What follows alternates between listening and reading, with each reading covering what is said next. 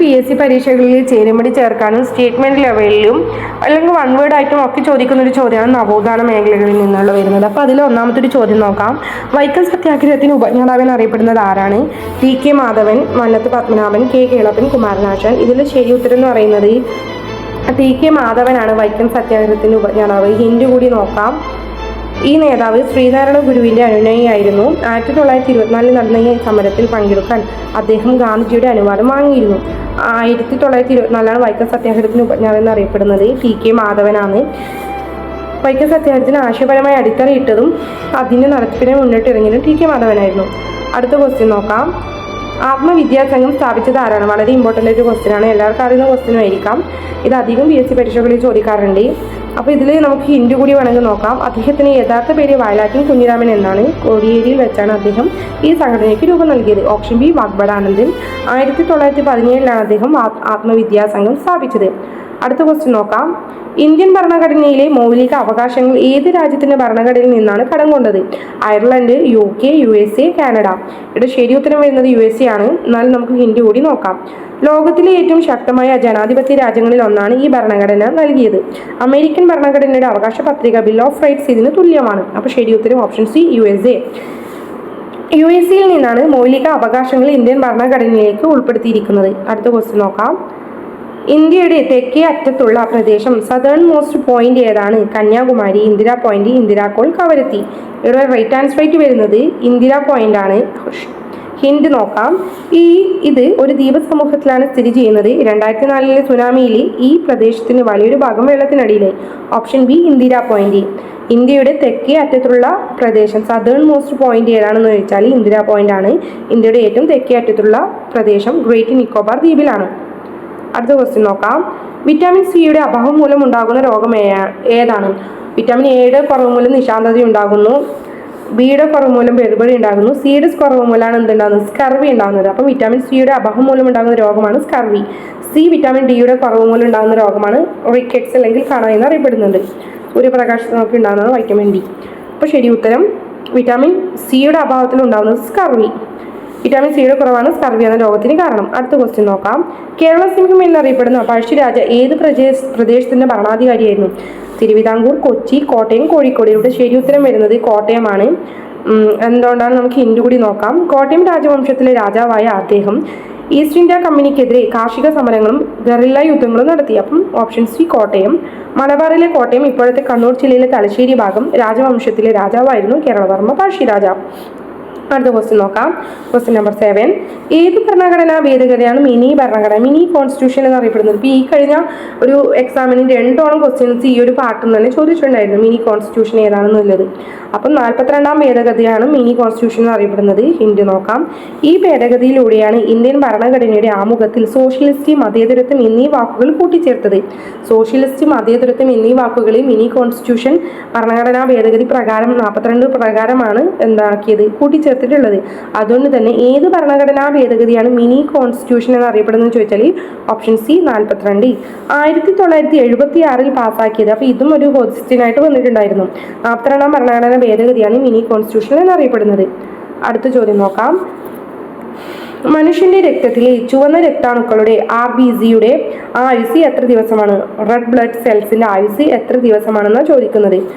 ശരി ഉത്തരം 120 ദിവസം. അതായത് 120 ദിവസമാണ് ഉത്തരം വരുന്നത്. ഹിന്റ് കൂടി നോക്കാം. ഇവയുടെ ആയുസ് 3 to 4 മാസമാണ്. ഈ കോശങ്ങളാണ് ശരീരത്തിലെ വിവിധ ഭാഗങ്ങളിലേക്ക് ഓക്സിജൻ എത്തിക്കുന്നത്, red blood cells. Option B 120. ചുവന്ന രക്താണുക്കളുടെ ആയുസ് ഏകദേശം 120 ദിവസമാണ്, 3 to 4 മാസം. നെക്സ്റ്റ് ക്വസ്റ്റ്യൻ നോക്കാം. കേരളത്തിലെ ഏറ്റവും നീളം കൂടിയ നദി. ഇതിപ്പോൾ ഈ കഴിഞ്ഞ ഇപ്പോൾ ക്യാൻസൽ ചെയ്യുന്നതിന് മുന്നേ മോർണിംഗ് എക്സാമിൽ ചോദിച്ചിട്ടുണ്ടായിരുന്നു. ഏറ്റവും നീളം കൂടിയ നദി കേരളത്തിൽ പെരിയാറാണ്. ഹിന്റ് കൂടി നോക്കാം. ഈ നദിയെ കേരളത്തിൻ്റെ ജീവനാഡി എന്ന് വിളിക്കുന്നു. ഇത് ഉത്ഭവിക്കുന്നത് ശിവഗിരി മലനിരകളിൽ നിന്നാണ്. ശിവഗിരി മലനിരകളിൽ നിന്നാണ് ഏത് നദി? ഓപ്ഷൻ ഡി ആയിട്ടുള്ള പെരിയാർ നദി, കേരളത്തിലെ ഏറ്റവും നീളം കൂടിയ നദി, ഉത്ഭവിക്കുന്നത്. 244 കിലോമീറ്റർ നീളമുള്ള പെരിയാറാണ് കേരളത്തിലെ ഏറ്റവും നീളം കൂടിയ നദി. അടുത്ത ക്വസ്റ്റ്യൻ നോക്കാം. സാധുജന പരിപാലന സംഘം സ്ഥാപിച്ചത് ആരാണ്? എളുപ്പം ക്വസ്റ്റ്യൻ ആണ്, എല്ലാവർക്കും അറിയുന്നതാണ്. നമ്മൾ മൂലയ രാജാവ് എന്നൊക്കെ അറിയപ്പെടുന്ന അയ്യങ്കാളിയാണ് ഇതിന് ഉത്തരം വരുന്നത്. ഹിന്ദു കൂടി നോക്കാം. ഈ നവോത്ഥാന നേതാവ് പുലയ രാജാവ് എന്നും അറിയപ്പെടുന്നത് അദ്ദേഹത്തിന്റെ പ്രവർത്തന ഫലമായി വില്ലുവണ്ടി സമരമൊക്കെ നടന്നിട്ടുണ്ട്. Option A Ayyankali. അധസ്ഥിതരുടെ ജനവിഭാഗത്തിന്റെ ഉന്നമനത്തിനായി 1907 അയ്യങ്കാളി സാധുജന പരിപാലന സംഘം സ്ഥാപിച്ചത്. വേണമെങ്കിൽ ഒരു ക്വസ്റ്റ്യൻ ചേരുമടിയിലൊക്കെ ചോദിക്കാം, അല്ലെങ്കിൽ സ്റ്റേറ്റ്മെന്റ് ലെവലിൽ ചോദിക്കാം ശരിയായത് ഏതെന്ന്. 1907 അയ്യങ്കാളി സാധുജന പരിപാലന സംഘം ആരംഭിച്ചത്. അടുത്ത ക്വസ്റ്റ്യൻ നോക്കാം. ഒരു സംസ്ഥാനത്ത് രാഷ്ട്രപതി ഭരണം ഏർപ്പെടുത്തിയാൽ ശുപാർശ ചെയ്യുന്ന ഭരണഘടനയിലെ അനുച്ഛേദം ആർട്ടിക്കിൾ ഏതാണ്? അനുച്ഛേദം 352 ആണോ, 360 ആണോ, ആർട്ടിക്കിൾ 356 ആണോ, അനുച്ഛേദം 370 ആണോ എന്ന ക്വസ്റ്റ്യൻ. അപ്പോൾ ഒരു ശരി ഉത്തരം വരുന്നത് ഒരു സംസ്ഥാനത്ത് രാഷ്ട്രപതി ഭരണം ഏർപ്പെടുത്താൻ ശുപാർശ ചെയ്യുന്ന ഭരണഘടനയിലെ അനുച്ഛേദം എന്ന് പറയുന്നത് അനുച്ഛേദം 356 ആണ്. ഹിന്റ് കൂടി നോക്കാം. സംസ്ഥാന സർക്കാരിന് ഭരണഘടനയ്ക്ക് അനുസൃതമായി പ്രവർത്തിക്കാൻ കഴിയാതെ വരുമ്പോൾ ഗവർണറുടെ റിപ്പോർട്ടിന്റെ അടിസ്ഥാനത്തിലാണ് ഇത് പ്രഖ്യാപിക്കുന്നത്. അനുച്ഛേദം 356. ഒരു സംസ്ഥാനത്ത് ഭരണഘടനാ പ്രതിസന്ധി ഉണ്ടാകുമ്പോൾ രാഷ്ട്രപതി ഭരണം ഏർപ്പെടുത്തുന്നത് ഈ ഒരു ആർട്ടിക്കിൾ പ്രകാരമാണ്. അടുത്ത ക്വസ്റ്റ്യൻ നോക്കാം. ഇന്ത്യയിലെ മരുഭൂമി, ഇന്ത്യൻ ഡെസേർട്ട് ഏത് പേരിലാണ് അറിയപ്പെടുന്നത്? തക്ലമഗൻ, താർ, സഹാറ, ഗോബി. ശരി ഉത്തരം എന്നത് ഓപ്ഷൻ ബി താറാണ്. ഇന്ത്യയിലെ മരുഭൂമി. ഈ മരുഭൂമി പ്രധാനമായും ഇന്ത്യയിലെ രാജസ്ഥാൻ സംസ്ഥാനത്താണ് വ്യാപിച്ചിരിക്കുന്നത്. Option B Thar.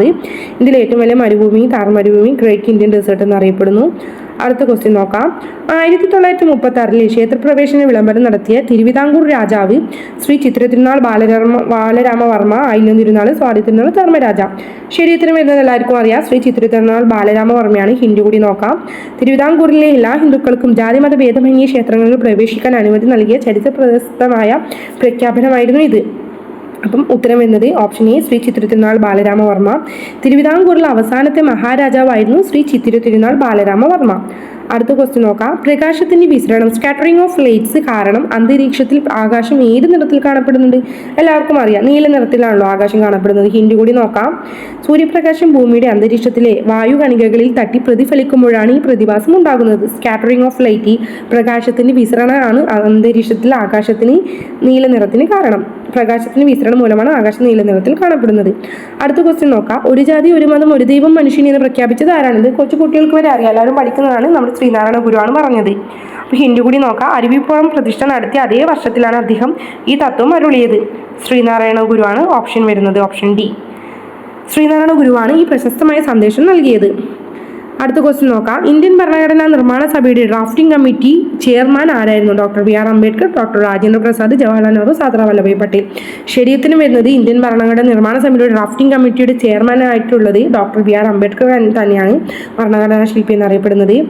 ഹിന്ദു കൂടി നോക്കാം. ഈ കമ്മിറ്റിയിൽ ചെയർമാൻ ഉൾപ്പെടെ 7 അംഗങ്ങൾ ഉണ്ടായിരുന്നു. ഭരണഘടനയുടെ രൂപരേഖ തയ്യാറാക്കിയത് ഈ കമ്മിറ്റിയാണ്. അപ്പോൾ ശരി ഉത്തരം വരുന്നത് doctor B R Ambedkar. Indian ഭരണഘടനയുടെ ശില്പി എന്നറിയപ്പെടുന്നത് ബി ആർ അംബേദ്കർ ആണ്, ഡ്രാഫ്റ്റിംഗ് കമ്മിറ്റിയുടെ ചെയർമാൻ. അടുത്ത ക്വസ്റ്റ്യൻ നോക്കാം.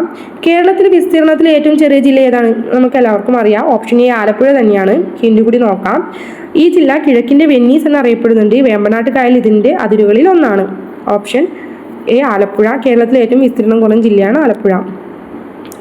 സസ്യങ്ങളിൽ ജലം വേരുകളിൽ നിന്നും ഇലകളിലേക്ക് എത്തിക്കുന്ന സഹായിക്കുന്ന കല ടിഷ്യൂ ഏതാണ്?